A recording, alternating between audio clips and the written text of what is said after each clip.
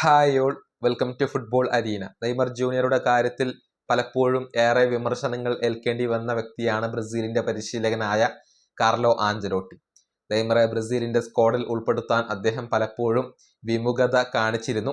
മാത്രമല്ല, വേൾഡ് കപ്പിൽ നെയ്മർ ജൂനിയറെ കൃത്യമായി ഉപയോഗപ്പെടുത്താൻ കാർലോ ആഞ്ചലോട്ടിക്ക് സാധിച്ചിരുന്നില്ല. അതിന്റെ പേരിലും വലിയ വിമർശനങ്ങൾ അദ്ദേഹത്തിന് ഏൽക്കേണ്ടി വന്നിരുന്നു.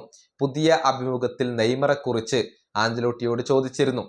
നെയ്മറുമായി എന്തെങ്കിലും പ്രശ്നങ്ങൾ ഉണ്ടോ എന്നായിരുന്നു ചോദ്യം. അതിന് വ്യക്തമായ ഒരു മറുപടി നെയ്മർ ജൂനിയറെ കുറിച്ച് ആഞ്ചലോട്ടി നൽകിയിട്ടുണ്ട്. അതായത്, വേൾഡ് കപ്പിലേക്ക് എത്തുമ്പോൾ നെയ്മർക്ക് മികച്ച രൂപത്തിൽ തയ്യാറെടുക്കാമായിരുന്നു. അക്കാര്യത്തിൽ മാത്രമാണ് നെയ്മറുടെ കാര്യത്തിൽ തനിക്ക് നിരാശയുള്ളത് എന്നാണ് ആഞ്ചലോട്ടി ഇപ്പോൾ നൽകിയ മറുപടി.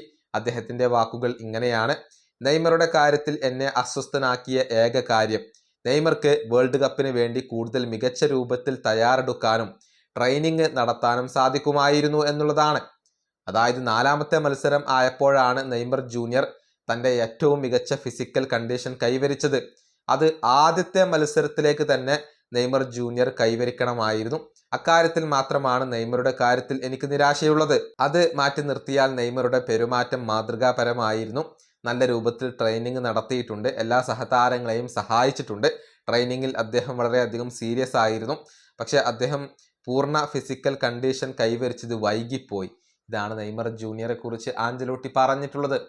നെയ്മറോട് തനിക്ക് വലിയ പ്രശ്നമൊന്നുമില്ല.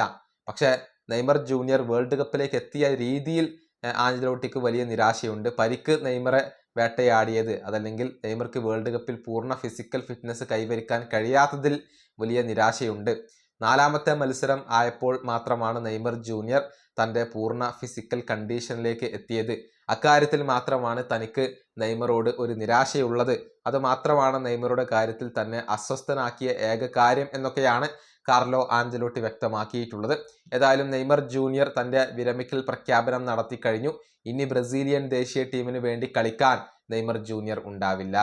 ഈ വീഡിയോ അവസാനിപ്പിക്കുന്നു. അടുത്തൊരു വീഡിയോയിൽ കാണാം.